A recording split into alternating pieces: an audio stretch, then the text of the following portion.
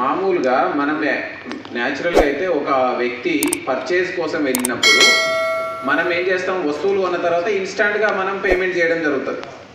వీళ్ళు ఏం చేస్తారంటే ఇన్స్టాంట్గా పేమెంట్ చేయకుండా అక్కడ ఉన్న యూపీఐ స్కానర్ని ఫోటో క్లిక్ చేయడం జరుగుతుంది.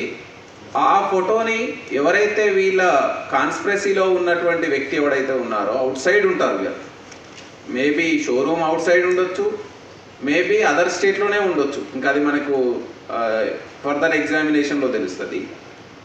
అతను పేమెంట్ చేస్తాడు.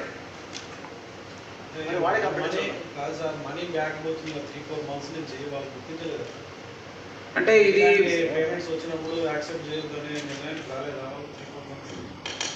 ఇక అది ఇప్పుడు వాళ్ళ దృష్టికి వచ్చింది కాబట్టికనే మనకు కంప్లైంట్స్ రైజ్ చేసినారు.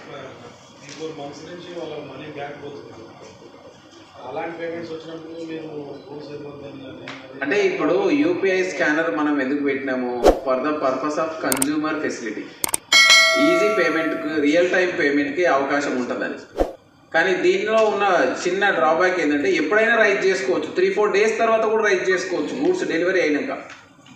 దాన్ని ఆసరాగా చేసుకునే అఫెండర్స్ ఈ విధంగా ఫ్రాడ్ చేయడం జరిగింది.